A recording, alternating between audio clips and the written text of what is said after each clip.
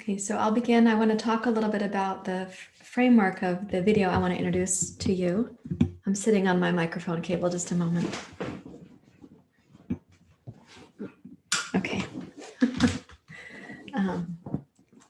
So I'd like to share a video with you, and I have a couple of reasons for doing it. One is I'm following the teachings of other activists and journalists and climate aware, climate informed people, and they are making recommendations about, what to do when you feel that the information is so overwhelming. What is your duty? What is your responsibility? And where do you start? And so I was listening to Rupert Reed, who's from the UK, and he had these recommendations to make. He said, first, wake up to the information, wake up out of the distractions and the things that pull you in daily life not to be awake. So wake up. Then he said, talk with others, learn to talk with others. Yesterday, I was talking about one of my intentions for our weekend retreat is to be able to foster conversations during our retreat time so that we can foster and facilitate conversations outside of the retreat as well.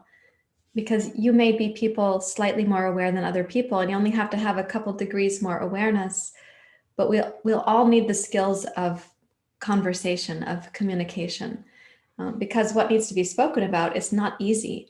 So if we don't have conversation skills, communication skills, really listening and empathy skills, the conversations that we want to have, as we start them, we may end up imploding or exploding. And then the person may not want to come back to the conversation with anybody. So I don't want us to have opportunities that go badly and then turn somebody off from the conversation. Now, that might seem like a distant possibility for some of you, but let me give you an example. I have met hundreds of people in the course of being a yoga teacher who have said to me that they were introduced to yoga a long time back, but it was not in the right way. It was not the right conversation. They heard about it, but they knew it wasn't going to be for them. And they turned away from it for decades. And then yoga's had this kind of, I don't know, revival's not really the right word, but surge here in the US. Of course, this is where I teach primarily. And they became interested in yoga. So they were willing to try it out again. And they were like, oh, this isn't what I heard. This isn't what I thought yoga was about. What I had heard was really offensive to me or it really put me off. So if that can happen with yoga, for sure that can happen with climate awareness and social justice and having to talk about things like the collapse of the climate, the economy, and the society. So those are much more difficult things to talk about. So I want us to be able to foster conversations, and we'll need to be embodied and tuned into our own capacity for empathy and resilience and courage and love if we're going to elicit and foster conversations that don't end up sending somebody away from the conversation. Okay, so the third thing that Rupert Reed said was to really then begin envisioning and talking with others about what is civilization, and he calls it civilization succession. What's to come then for civilization? And he said, create lifeboats. By this, he means be prepared and have things that you'll need for when something that you can't access is not available. Those of us who just lived through the fires in Oregon, those of you who are in Alaska and you just had the rains and the landslides in Haines and Juneau, you know that part of what happened was you didn't have electricity, or you didn't have contact with the outside world, or you didn't have clean water. And we had that temporarily here, but there are places on the planet that are facing that permanently. So he's talking about how do people get prepared, and don't be naive that the things you rely on now may get disrupted, most likely will be disrupted if things continue in the trajectory that we're facing. Then he says there should be holding actions, and this is a term that comes from Joanna Macy. Holding actions are things like requiring leadership to wake up and be a part of transformation and change, still doing the political lobbying, the holding actions also of staying with our commitments to the extent that we can, our commitments to the environment, to the ecology, and to each other. And then number 6 is rebel. Okay, so this active rebellion against the structures that are damaging. So what we do in yoga, to make it relevant right now, is we were talking about this yesterday with the Bhagavad Gita, to know how to rebel against your unhelpful thoughts, the part of you that is distracting, avoiding, denying, to know how to work with your own inner rebellion before it rebels against you. We'll talk more about that this afternoon.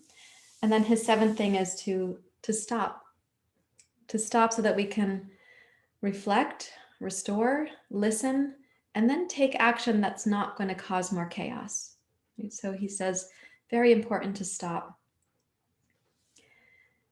When I was first experiencing the fires here in Oregon, and we were kind of struggling with my internet access, and the Zoom was shutting down, and I was on this little iPad trying to stay connected to all of you. I was teaching these 4 S's, and those 4 S's are, let's look at how we can practice simplicity, to simplify our lives, our possessions, our expectations, to simplify. Because we're kind of a little bit bloated in our society, we have a lot of stuff and expectations. So how do we simplify? Looking at sustainability. How do we contribute to sustainability, but how do we also practice personal sustainability so we can stay in the conversation and stay aware? How do we practice service? In other words, I did say this explicitly at this time, don't start another nonprofit. Join with people who are doing the good work on the behalf of the ecology and the community, and serve. Support those who are on the front lines, because they will likely experience burnout. We'll need another set of frontline people. So to be of service doesn't mean that you have to be the one founding an organization and doing something, but supporting the good work that's trying to be done.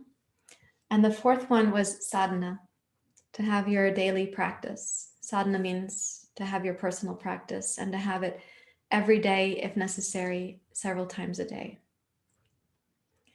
So with that in mind, I'm going to show you a video that is difficult to watch.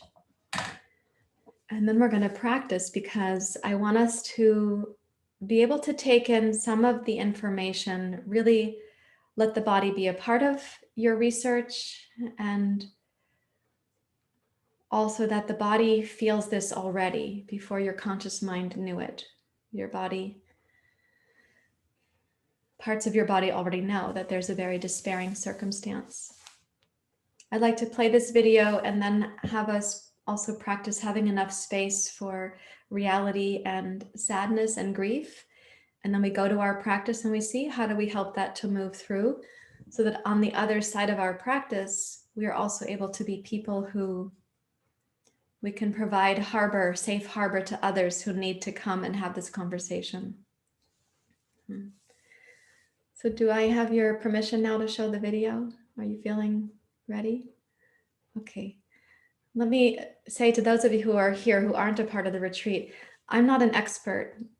I'm new to this conversation myself, but I would be remiss to stay only teaching asana and pranayama, because I'm aware of the information, and my teachers, especially my Dharma teacher and my teacher in Mysore, my yoga teacher, they're talking about this.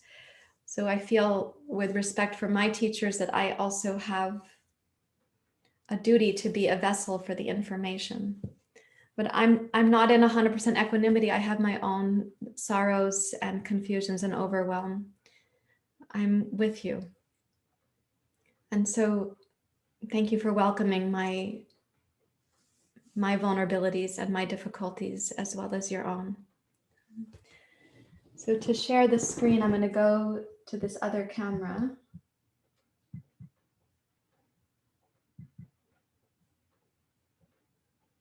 Okay, one moment. I have to set up screen sharing for everyone.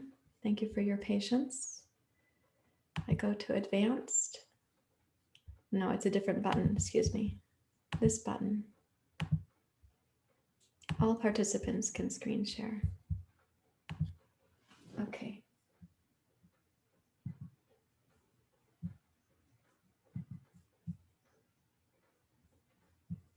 Thank you again for your patience with me. This is important enough that I want to give you this video.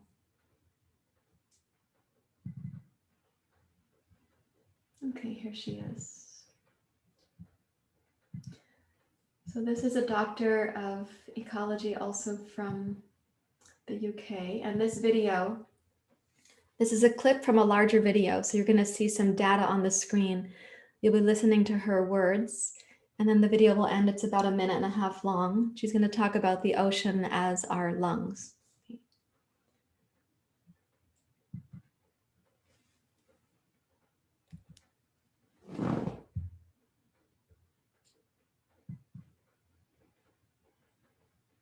One moment. So I need to turn on the volume.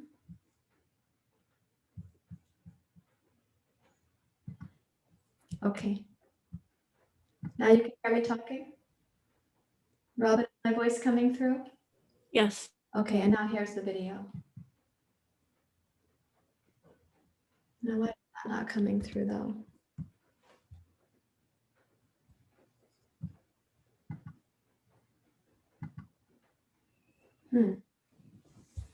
That's kind of strange.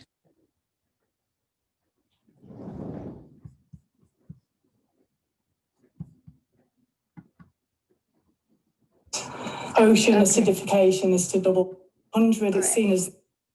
All right, I've got it now. Here it comes. So there are other ecological pressures as well as climate change, and many of them are related. Ocean acidification is to double by 2100. It's seen as the evil twin of climate change. It's increased by 30% and set to increase by 150% by 2100. 20% of people rely on marine life for nutrition, and it's under multiple pressures. Some marine creatures won't actually be able to make their shells and their skeletons anymore, and marine life will just simply die off. The oceans are actually the lungs of the earth, possibly even more than the trees, as far as I understand it. They produce between 50 and 80% of the oxygen and consume more than 25% of the carbon, but it's reliant on a thriving marine ecosystem.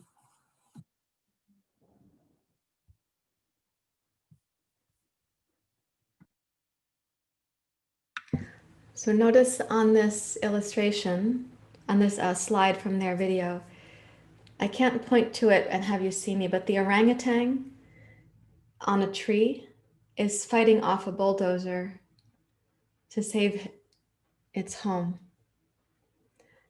This orangutan is like us. We need to fight off that which is threatening our homes, the home of the planet. Okay. You were able to see the video okay? All right. Okay, so we're going to have a few moments of sitting together, and we'll begin our practice from here. Thank you for listening and bringing your body and your heart, your bravery, and your vulnerability.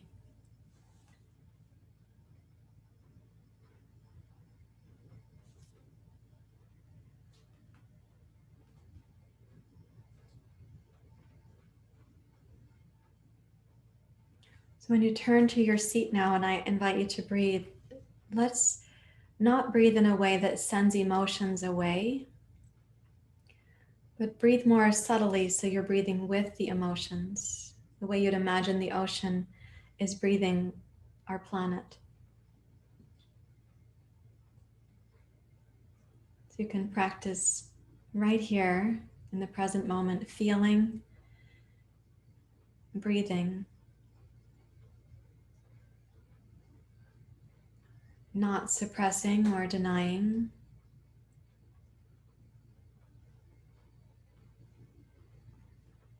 And observe any places of tension in your body that might be indicators that there's a reflex in you that feels frightened, resistant, totally understandable. See if you can soften that reflex for the present moment.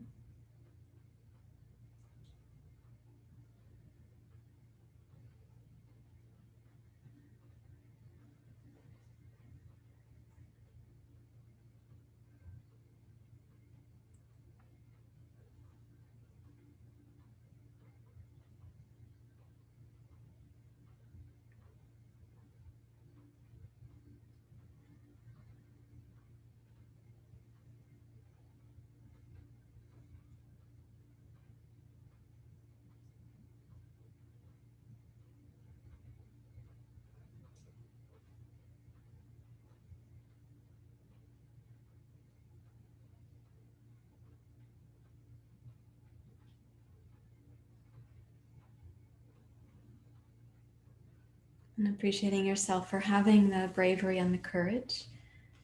Please bring your hands to your heart. So in this practice, you can have I'm going to invite you to have a simultaneous sense of the vulnerability and the bravery, the possible overwhelm, and also your connection to wisdom in the wisdom teachings on the planet. A connection to your own body and also to the larger body that is breathing you. And so we'll start with the chant Sahana Vavatu, means we're here together. May this practice be helpful to us. Let's begin. Om Sahana Vavatu Sahana Bhunaktu Saviryam Karavavai Tejasvinavaditamastu Ma Vidveshavahi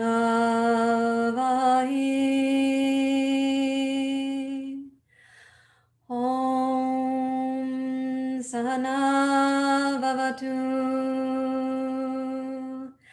Sahana Bhunaktu Saviryam Karavavai Tejasvinavaditamastu Ma Vidveshavahi Om Sahana Vavatu Sahana Bhunaktu Saviryam Karavavai Tejasvinavaditamastu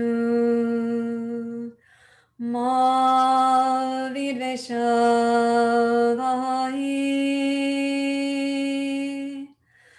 Om Shanti Shanti Shanti Hari Om Shri Guru Pyo Namaha Hari Om.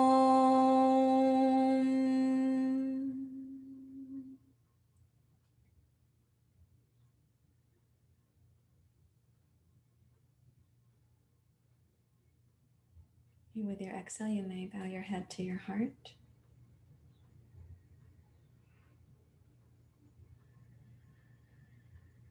And please release your hands. And this morning we're going to do our pranayama beginning from table pose. So I'd like you to come to your hands and knees, and I would like you to have 2 blocks for this practice, please.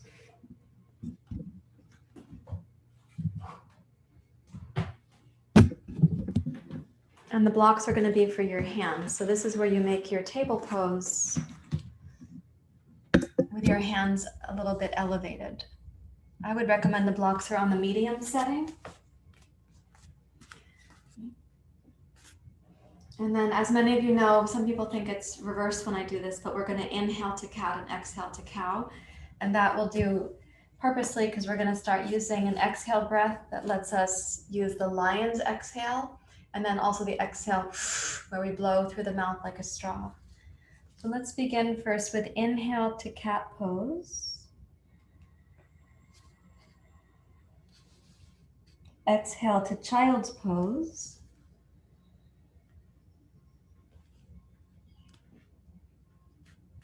Inhale to cat.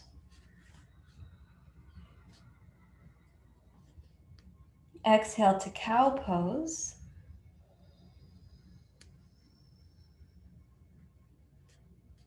Inhale to cat pose.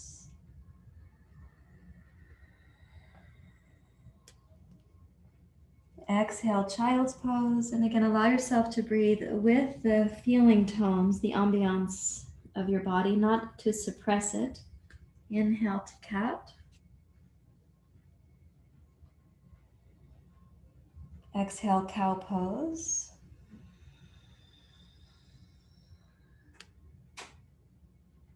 And now inhale to table pose. Okay. So in this next go through, we're going to use the lion's breath as an exhale when we go to cow pose. So that'll be that you stick the tongue way out and you make a sound. When we go back to child's pose, we're going to blow out like a straw. So it's a way to help move emotions through the body and to do some of the cleansing that yoga recommends. So beginning, inhale through the nose to cat pose. A child's pose.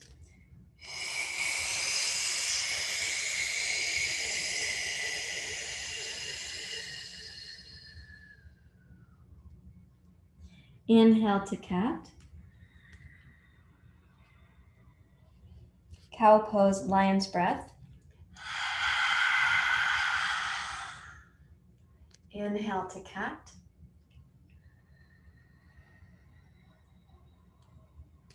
Child's pose.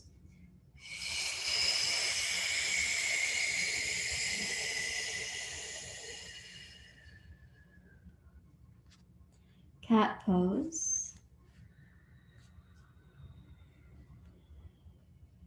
Lion's breath, cow pose.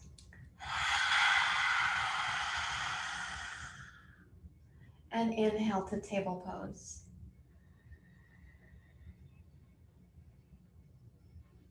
Relax your face, your tongue, your jaw for a moment.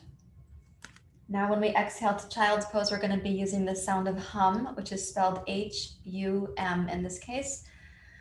Hum. So the H-U-M, the M sound, you put the lips between the teeth, and then that vibration goes into the back of the throat and the roof of the mouth. When we go to cow pose, now we're going to exhale through the nose using Ujjayi. Okay, so let's inhale to cat.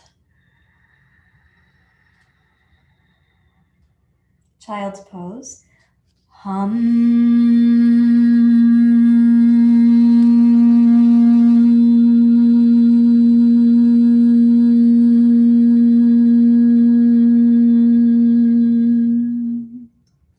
Inhale, cat pose. Ujjayi exhale, cow pose. Ujjayi inhale, cat pose.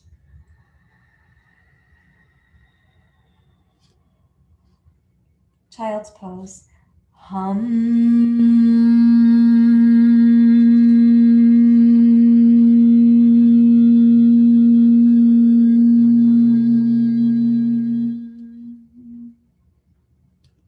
Ujjayi inhale, cat pose. Cow pose.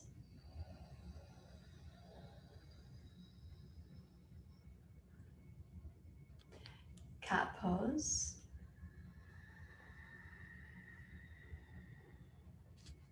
And last one, child's pose.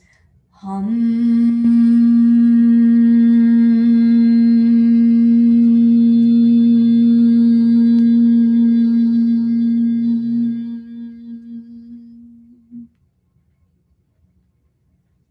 Now with the arms outstretched in front and your hands elevated on your blocks, in this child's pose, don't aim for your head to reach the floor, but rather lift the base of your skull and elongate through your spine.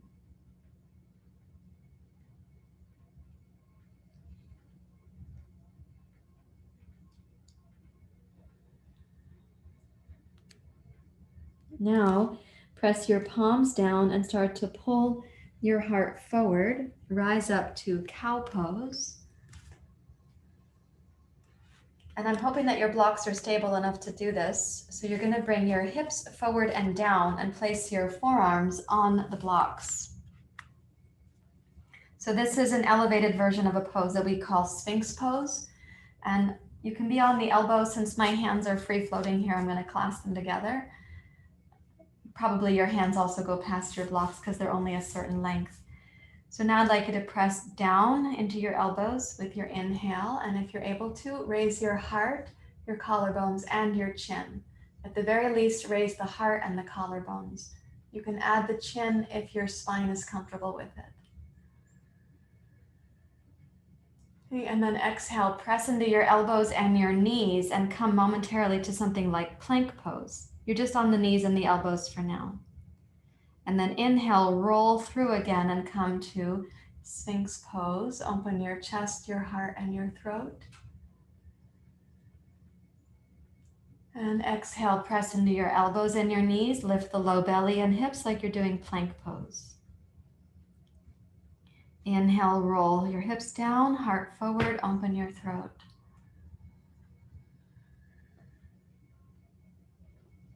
Exhale, plank pose on the knees and the elbows. One more time, inhale to roll through.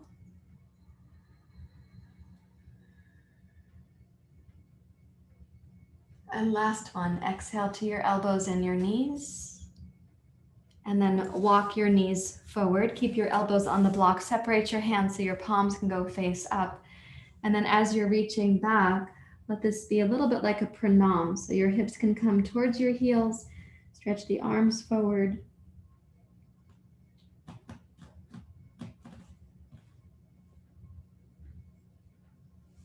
And then walk your hands down to the floor, back to your knees, and rise up to kneeling. Okay, so my hope is that it helps to digest some of the emotions. And digestion means we take in information, food, stimulus, inspiration, difficulties. We take something into the system, and digestion is we integrate that which our brains and bodies require to further our development or our progress. And then we have this integration, metabolizing, and we eliminate the part that's not helpful, right? So that's why we have waste products from eating food.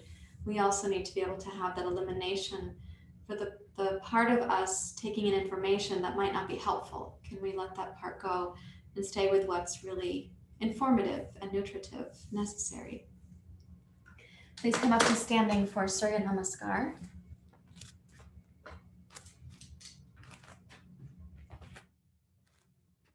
Place your feet so they're hip distance apart, please. I have to change the angle of my camera, otherwise I'll be cutting off my head. And so just one moment. Thanks for tolerating the distraction there. Please join your hands to your heart. And remind yourself that your breathability during your yoga practice this morning is dependent on the ocean itself. It's not just that we enjoy the sea air, we go to the ocean and, oh, I just love this ocean air. We are dependent on that ocean air, even if we live inland.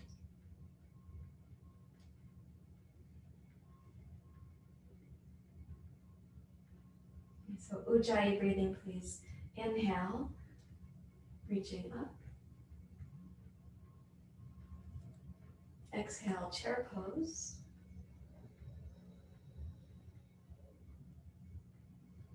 Inhale, rise up, upward hands pose.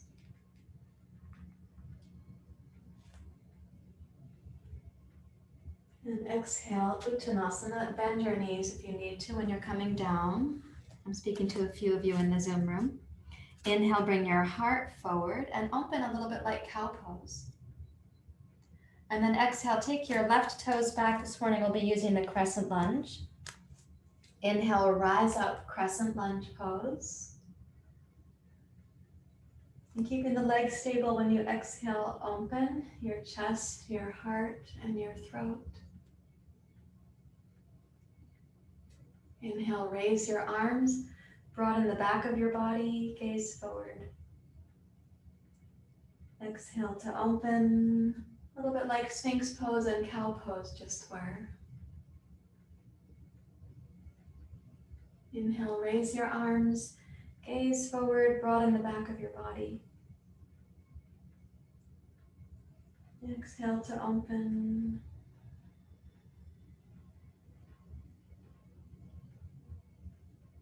Okay, one more time. Inhale to go up. As you exhale, come forward. Keep your left hip toned, the back of your left butt toned. I keep saying that because I've got a couple of you working on something in this class that I know about. Okay, inhale backwards to downward dog pose with your hands on your blocks.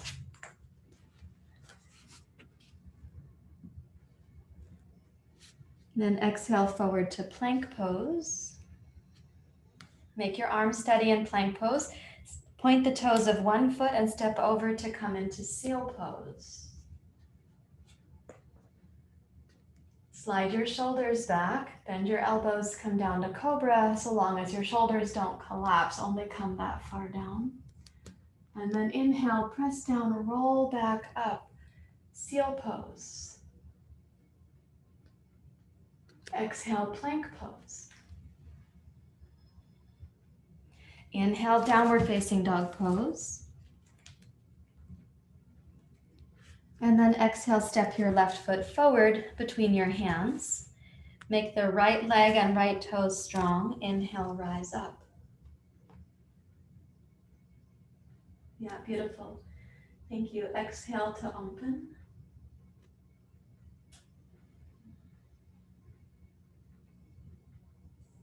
Inhale, raise your arms, gaze forward. Broaden the back of your body. Exhale, remind yourself that your breathing relies on the ocean. So let yourself imagine the ocean of your body. This breathability at all is dependent on so much. One more time, inhale to raise your arms up. And then keeping your right butt strong, exhale, come forward. And I am talking about the back leg when I say the right butt. And inhale, step your right foot forward. It's not that your left hip wouldn't have been strong there, but some of you have a thing I'm helping you with right now. Okay, root your heels. Inhale, rise up, upward hand pose. Then exhale, hands to the heart.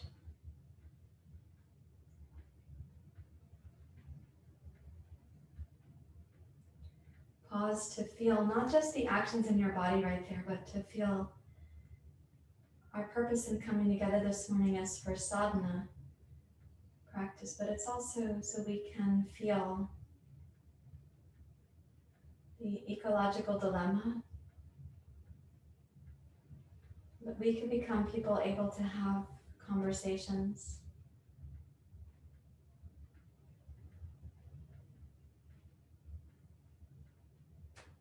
So energize your feet, your legs, your hips. Again, Ujjayi.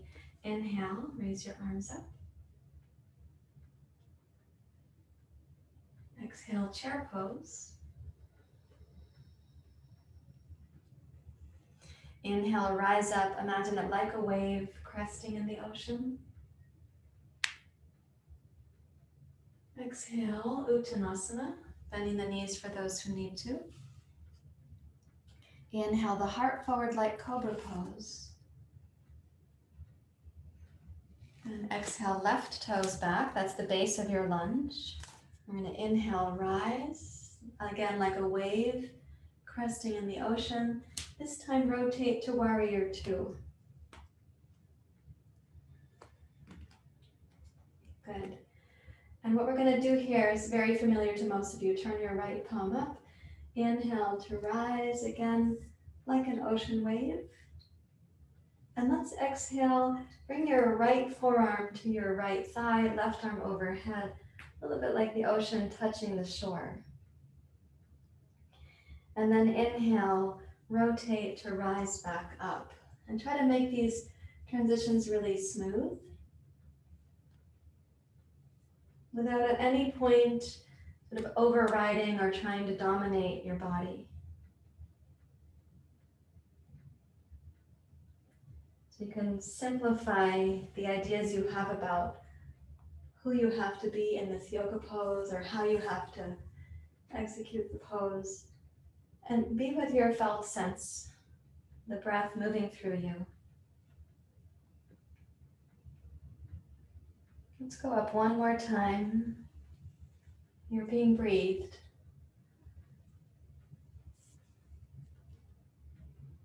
And one more time to side angle pose. And then pause for a few breath cycles just to feel into here in the present moment. You're being breathed and you're also practicing in community.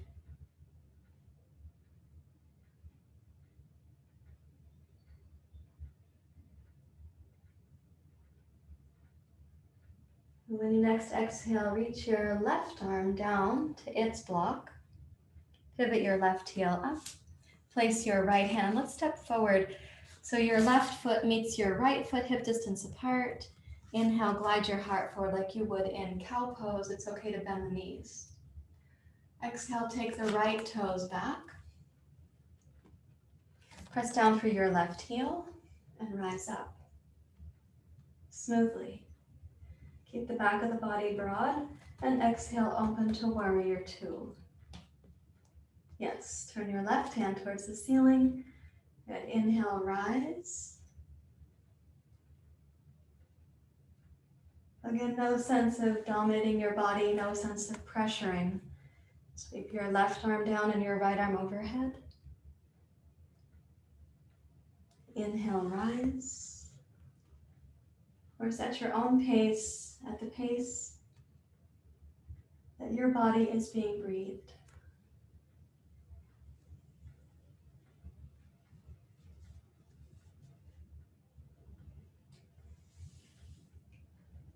Which may not match my pace, of course, and mine may not match yours.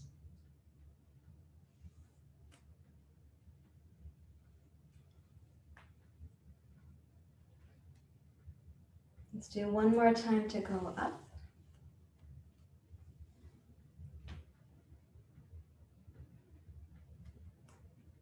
And then this time bring your left forearm down, right arm past your right ear to stay a few breath cycles.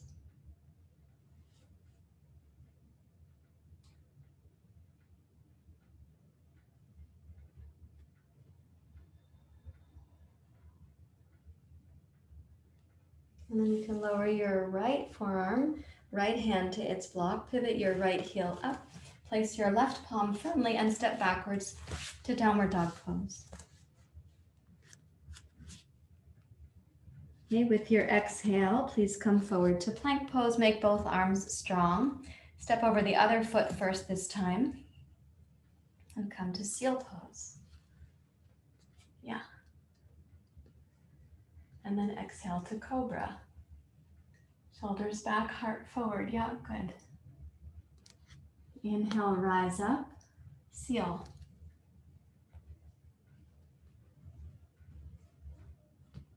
Exhale, glide forward, cobra.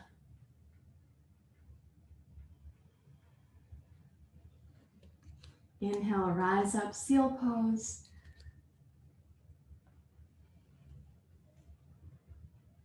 And then exhale to plank pose. And let's reach backwards, inhale, downward facing dog pose.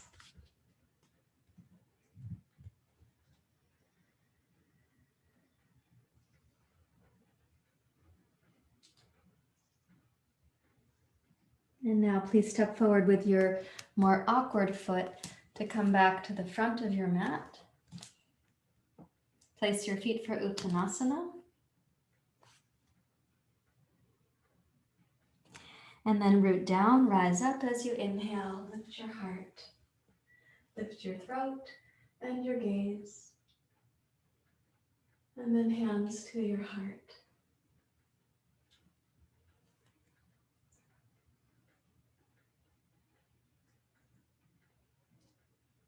And pause again and listen to life and nature around you.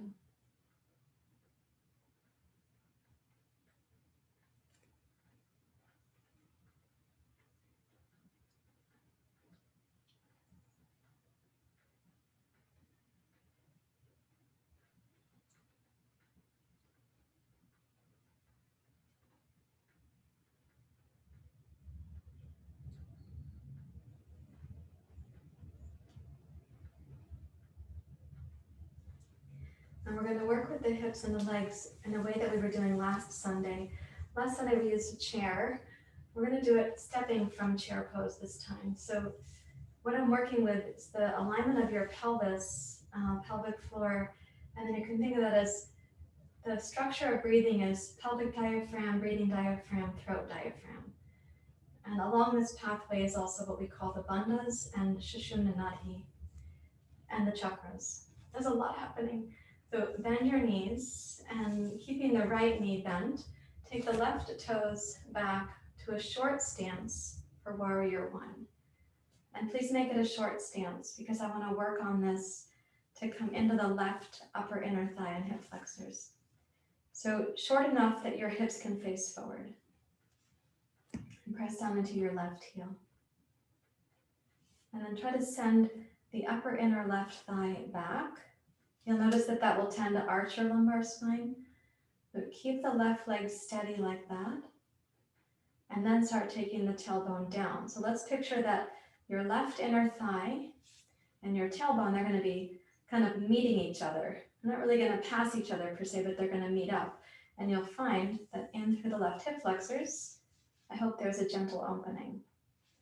Now press down against your pelvis. Lift the inner body. And for those who can, you roll the shoulders back, elbows back.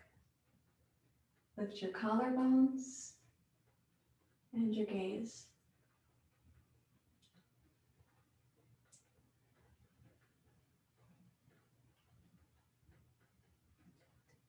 And then bring your gaze forward. So this simple stance we're going to keep. Now you have a couple of arm options. One is arms overhead. And the back bend that comes from this will feel like a crescent moon from your back foot to your back heel. Another option is clasp your hands behind the small of your back. And the back bend from this will feel a little closer to camel pose. And the third option is to put your hands on the back of the pelvis so that your fingers are pointing up. And then you pull down against the pelvis. Okay, so please choose your option. Keep the left leg and the pelvis steady. And go up through your heart. Before there's any sense of moving back, there has to be the up, which is supported by rooting down with your left heel.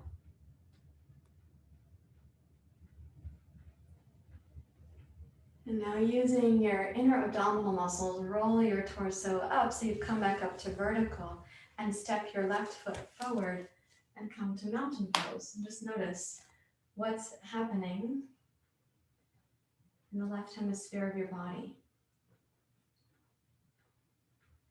And don't stand too rigidly, so there might be a little sway in your body. You can imagine that as like the ocean rhythm.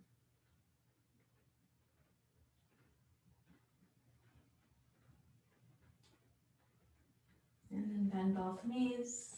And keeping your left heel planted, take your right toes back. It's not the longest stride you've ever had. It's long enough that your hips still face forward, short enough that you haven't distorted the pelvis. And take the upper inner right thigh back and your tailbone down. Okay, yeah, and when you feel that's established, you may sense the right hip flexors here. Press down against your pelvis, please, and in the inner body, go up. You can think of the energy that causes the wave to rise, and this wave goes up to the heart.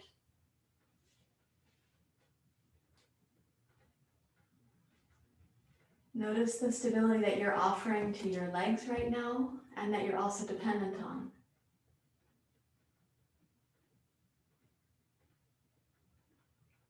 Once you have a sense of your own body map in this pose, then come forward and decide which arm position you want to use this time, which might be different than what you did on the first go. You have full freedom to decide, to explore.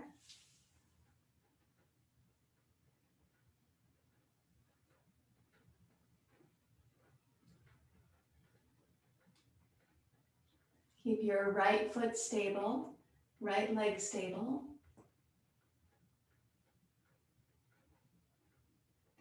And then when you exhale, you're going to bring yourself upright and notice the sensations when you step into mountain pose. Again, you can close your eyes and don't lock your knees, but let yourself stand even if there's a little sway. And you sense yourself in the rhythm of nature, of life.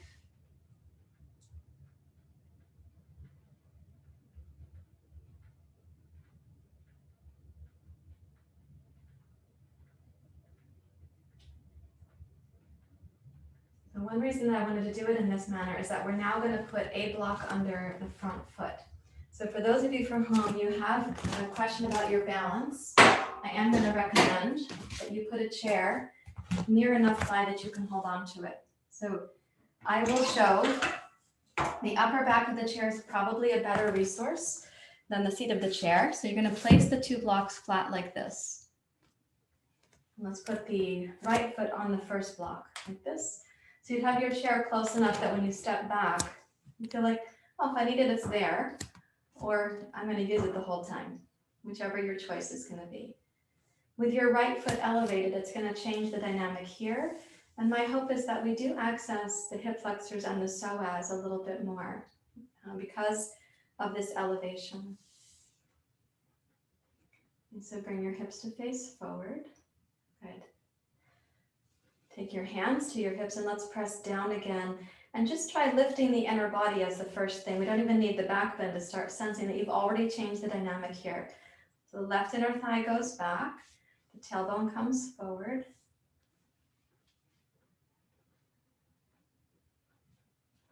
Root down into your left big toe, the mound of the big toe, your inner heel, left pinky, left outer heel. And then as you're drawing up through the inner body, decide for yourself which of the hand positions would you like to be exploring.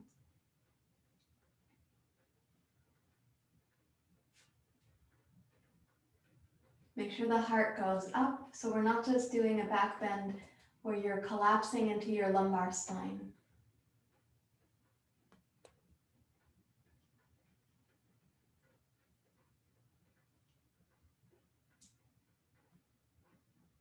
And you're going to use your lower abdominal muscles to bring yourself upright. Now let's feel what happens when you step your left foot to meet the right foot up on the blocks. Might be a little sway again, so don't lock the knees.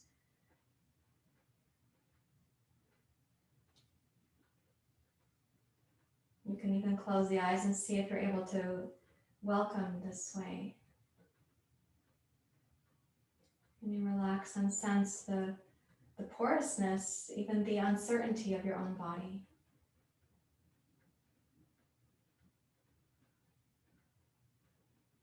And putting your weight in your left leg, thoughtfully step your right toes back.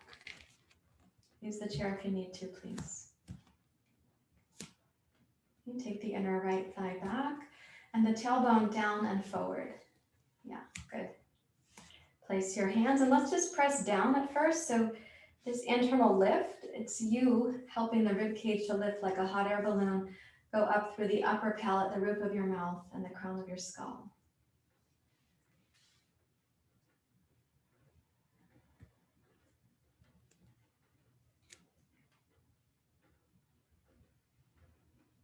And then you can decide which arm position you would like to explore.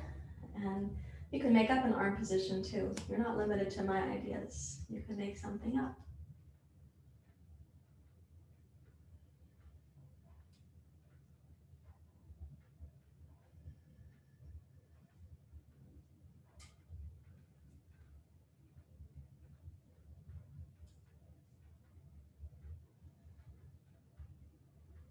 And then exhale and draw yourself upright.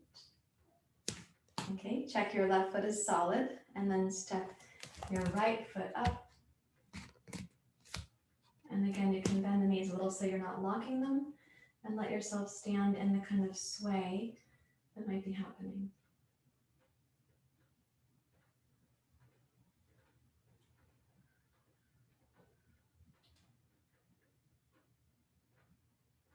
And feel again the very porous nature of your body.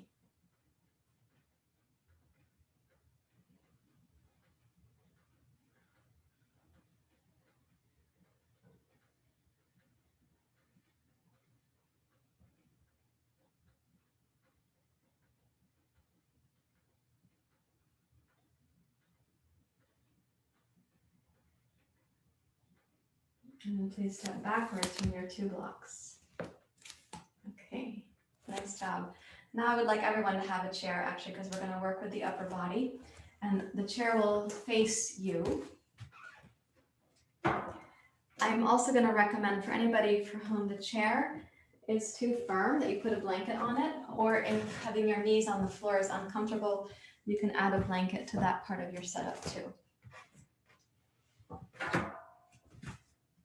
So the first pose we're going to do here is to open the upper back and the shoulders to help with how we breathe.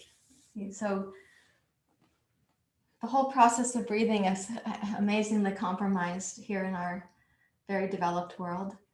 Like we have trouble sleeping, eating, breathing, digesting, eliminating. We have a lot of troubles. We could consider the source of all those troubles maybe one sort of root cause.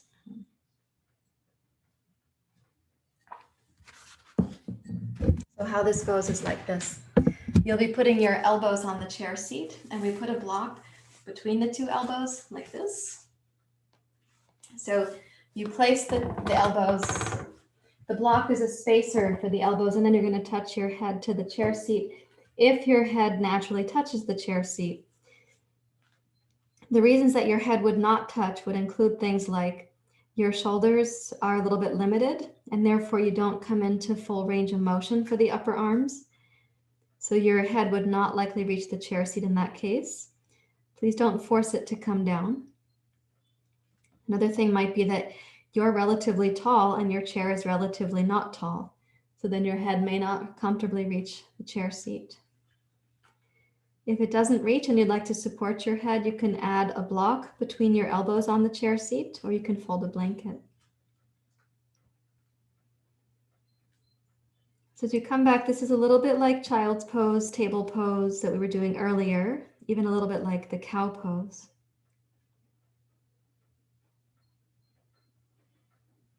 And since it is kind of a stable position, let's just practice noticing that we're being breathed.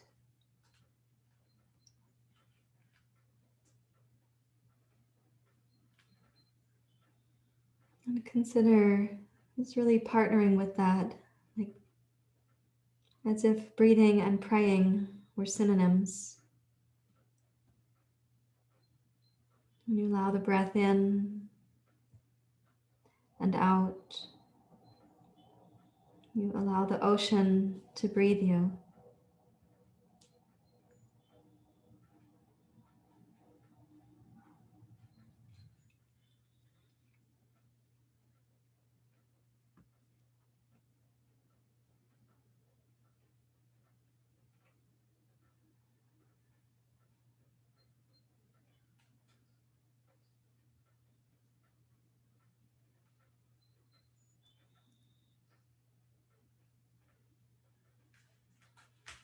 And what you can do now is start to take the block and your hands towards the upper back of the chair. Set the block down. And then lift your chest and walk in towards the chair. You can sit back to kneeling for a moment and just check in and see how are things feeling, what's happening with your upper back and your heart, or down your arms as a result of having been in that position.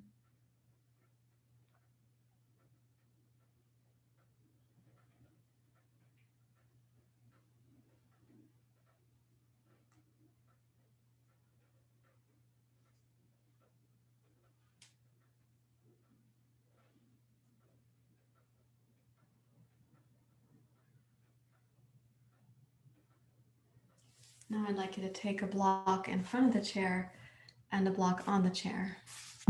So the block on the chair can start on the medium setting. The block in front of your chair, you can put as like a little bench. You're going to be sitting on that.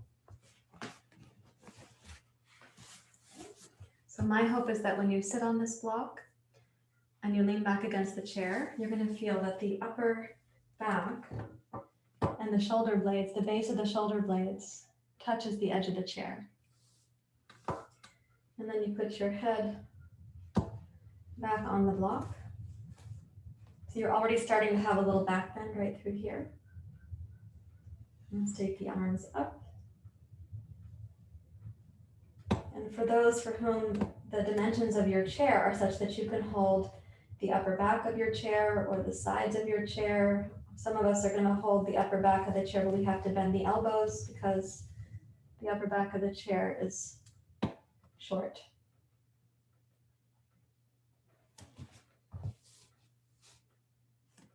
See what you can do now to just have this be a very simple back bend. I'm not saying it's an easy back bend, but simple.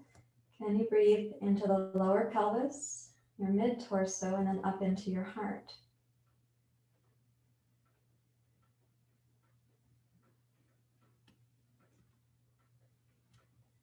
And then when you exhale, are you able to tone your deep lower belly in partnership with your body exhaling?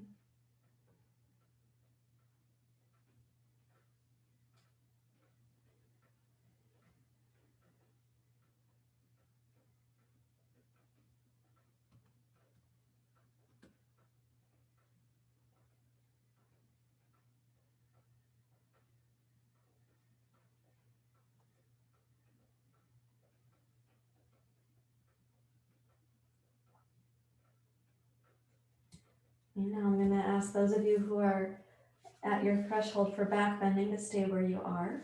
Others might choose to put the block under the head on the flat setting now.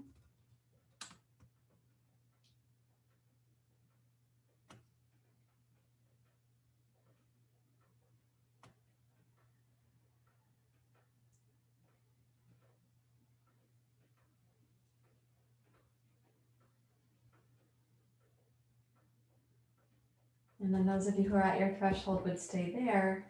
And some of you may choose to put no block under the head.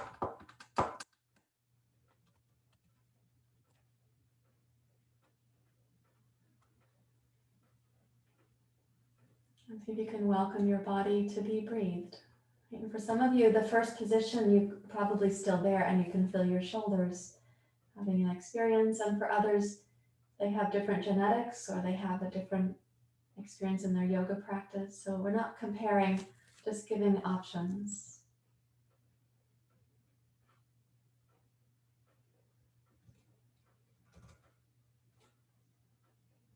And then you can start to bring yourself back up to sitting. And when you come up to sit, take your left leg out straight and your right knee can stay bent. The pose is called Asana. I almost forgot. My amnesia is intermittent, but sometimes it just comes right like that. Okay, so left hand across to the right knee. Lift up through your heart and open your right arm. You can hold a part of the chair. For me, starting with the inner edge of this leg of the chair is really comfortable. And I want you to choose a breathable place to be in this position.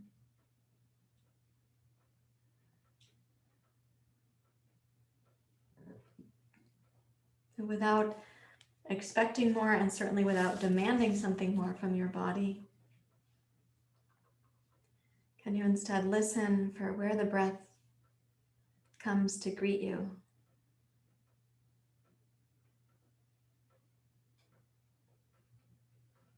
And imagine the ocean on which your air is dependent.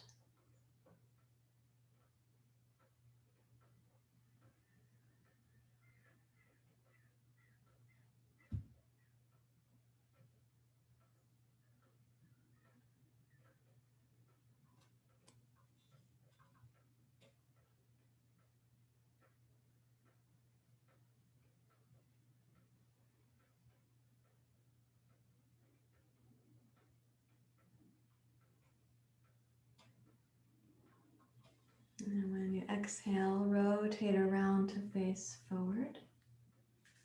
And then bring your left knee in. Change sides, please. Wrap your right arm around so your right hand can hold your left shin. Lengthen up through your spine and reach back to hold the chair.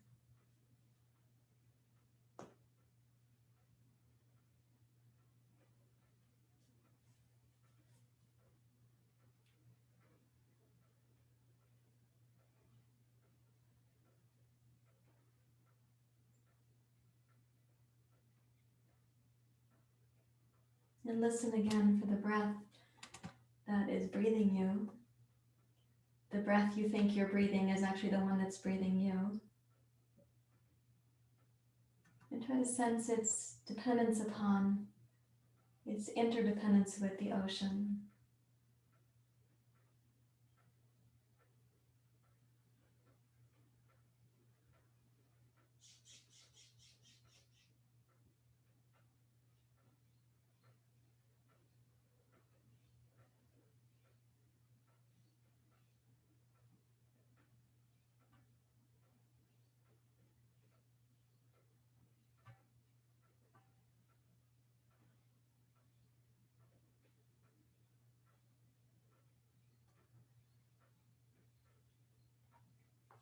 You can release your pose, and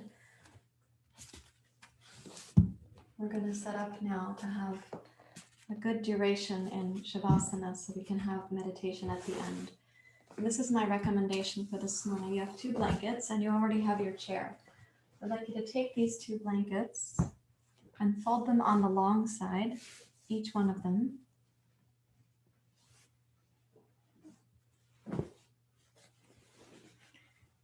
And you're going to be using the blankets for the entirety of your torso.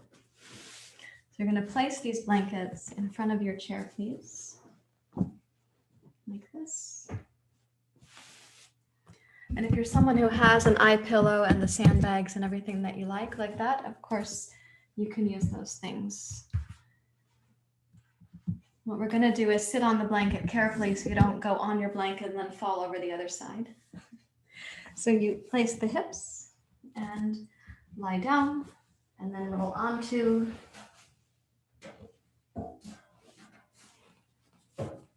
When you first get set up here, check that things are going to be comfortable for you. And then start with the feet in Badakanasana, like this.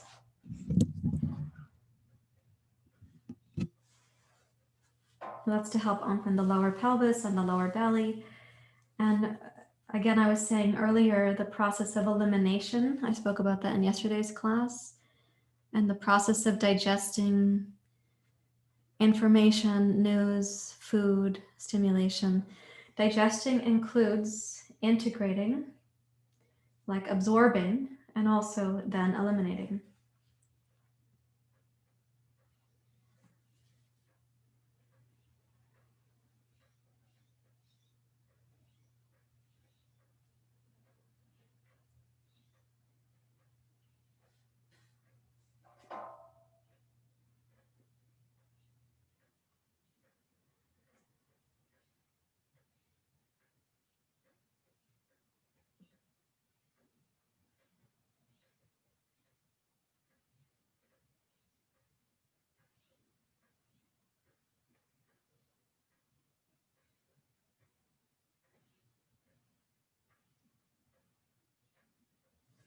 When you sense that the low belly begins to relax more and more, what you can then do is slide your legs up over the chair seat while keeping the lower belly really relaxed.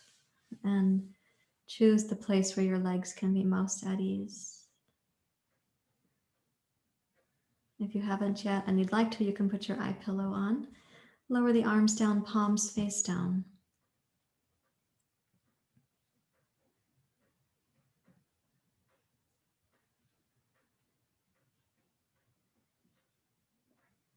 And I welcome you to lie really still and to let your body integrate your practice. You have been here practicing with others.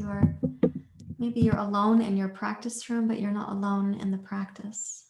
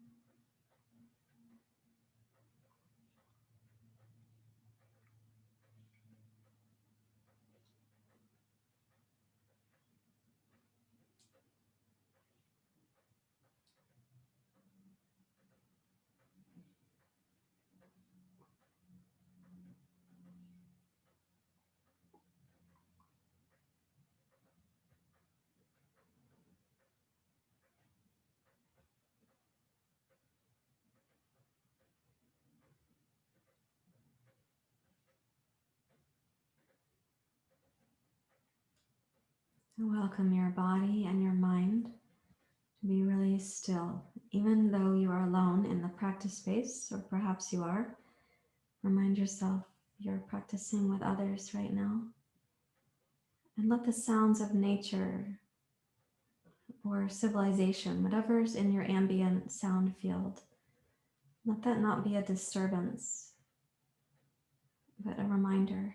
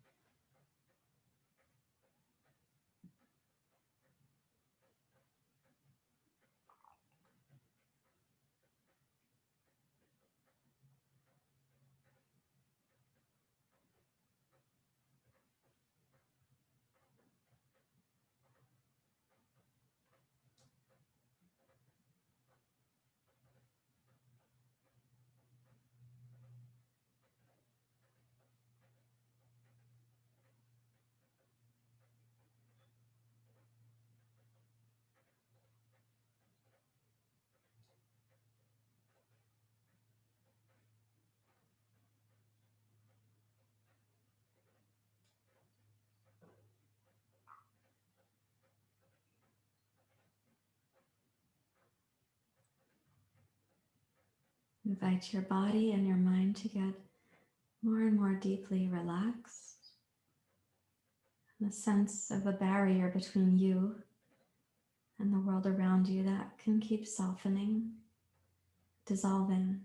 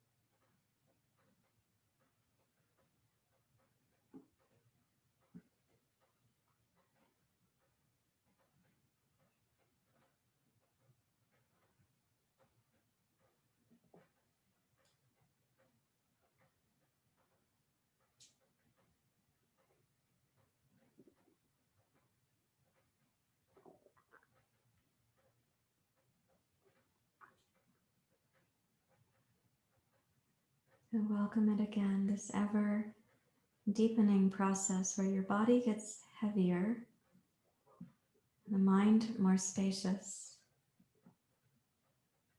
and that perceived boundary between you and the world around you that continues to soften, to dissolve.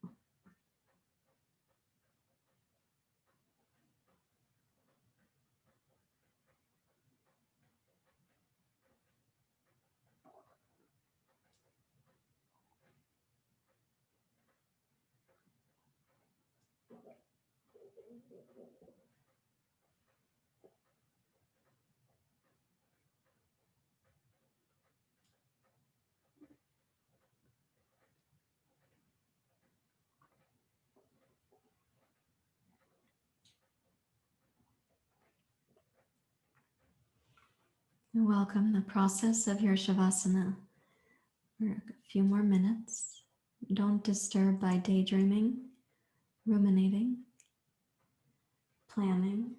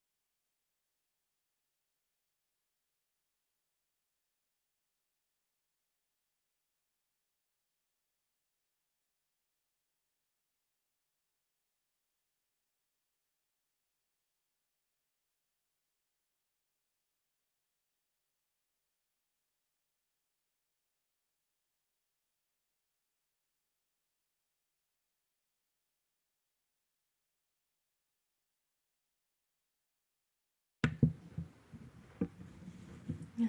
Quietly over the next several moments, allow the awareness of that dissolving to have a little bit more staying power in your conscious awareness, not only in your Shavasana awareness, but to have it come with you as you wiggle your fingers and your toes.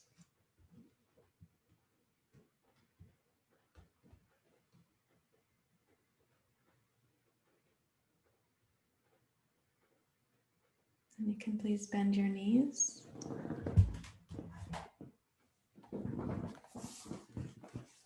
And roll to your side.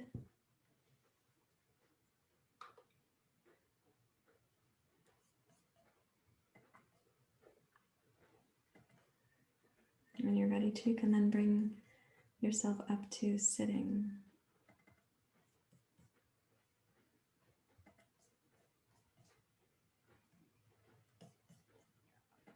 And please take a comfortable upright seat that we can share.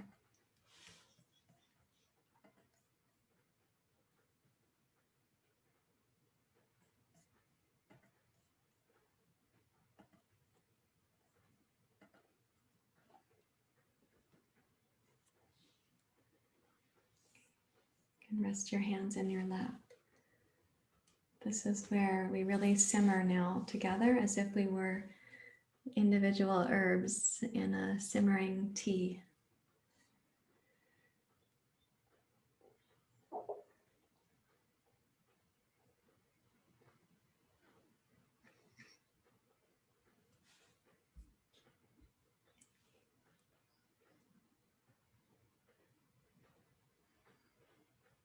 Invite yourself to stay really present and also really porous.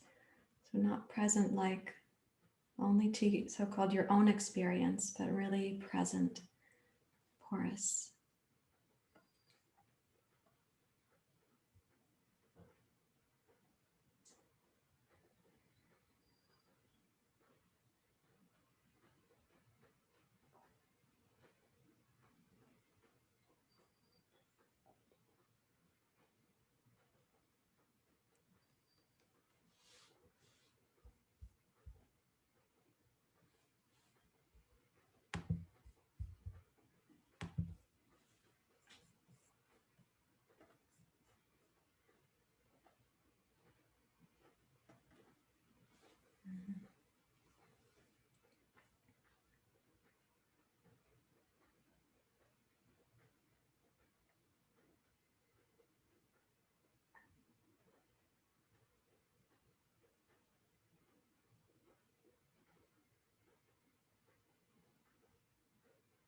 And sense as you're sitting that others too are also sharing this time with you.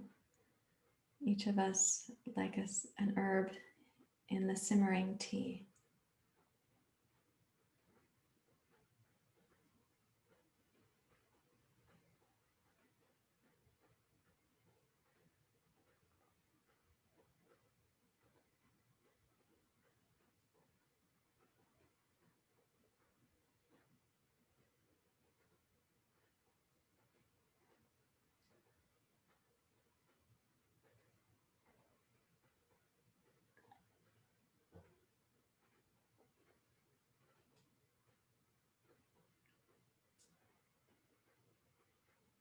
For the sounds you hear and the sensations you have, rather than referencing that you are hearing the sound or you are having the sensation, sense that sound is happening, hearing is happening.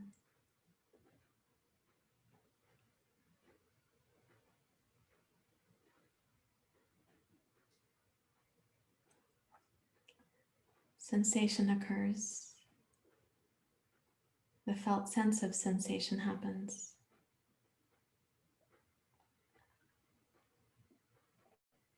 But the tea continues to steep.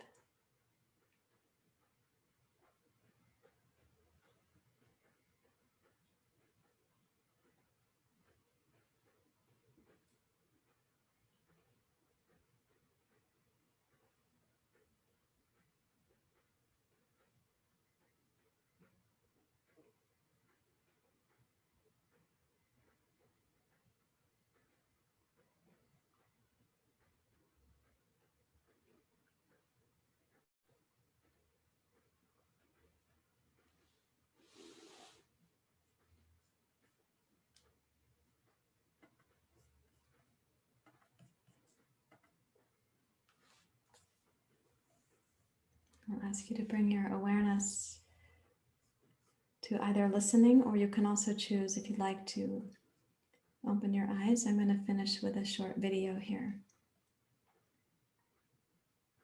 I need to mute one of these.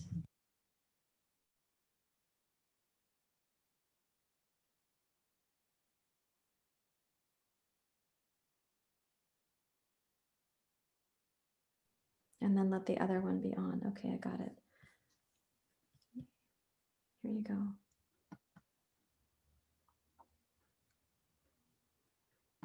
Okay, again, I have to figure out where's the sound and why is it not coming. Thanks for your patience.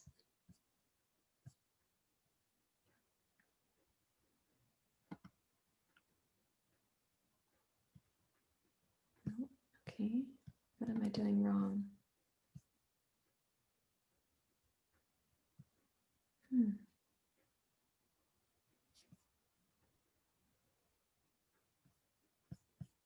Okay, let me try it again. Let's see. Okay.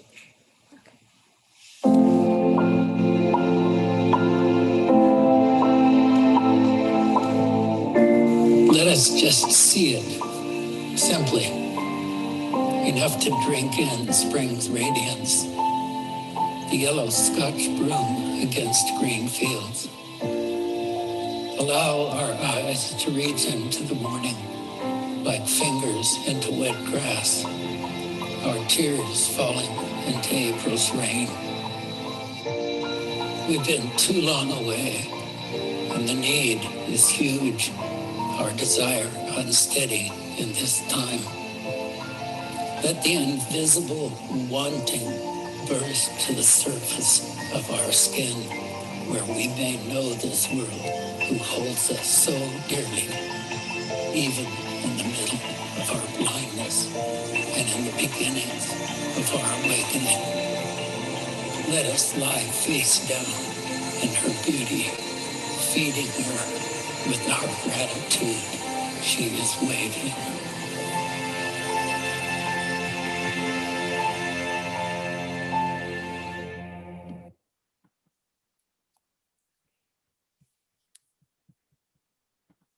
Just taking that in.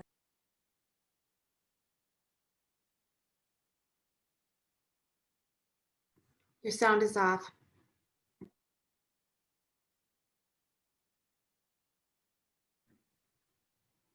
Your sound is off, Sarahjoy. We can't hear you, Sarahjoy. Maybe.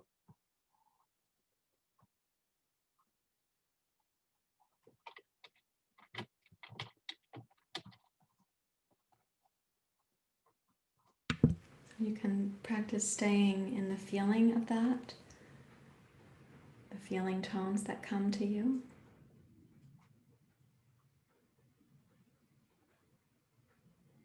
And know that you're not the only one having the feelings come. You were one herb in the tea steeping, and that others are also having the feeling tones in the body right now.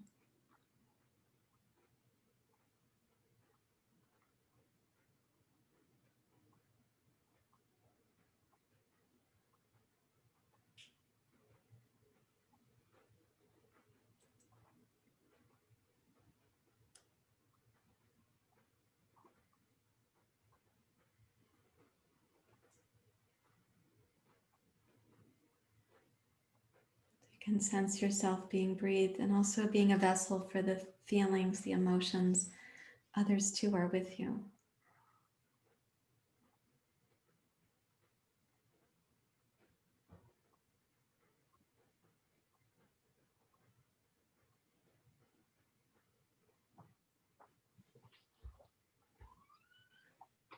And please bring your hands together at your heart.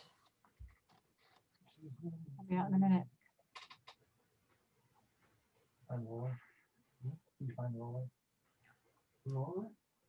You can sing with me if you know the chant, of course, you're always welcome to. You also can listen and then join with the Om Shanti. Back roller. Om You asked for yesterday. Asatoma Satkamaya Tamasoma Jyotirgamaya Mrityo Amritam Gamaya. Om Shanti Shanti Shanti. Hari Om. Shri Guru Hari Om.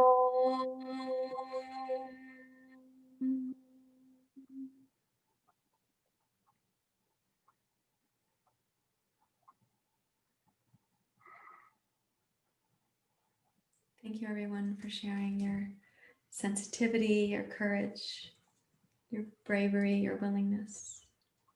Thank you very much. Namaste.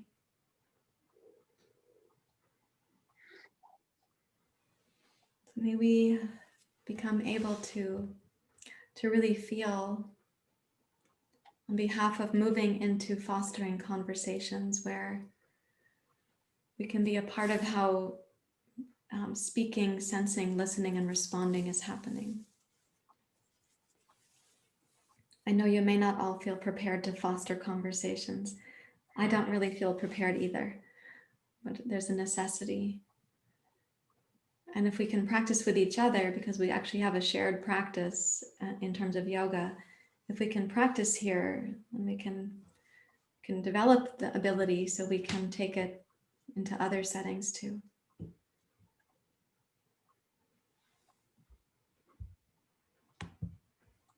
Anything you would like to vocalize right now?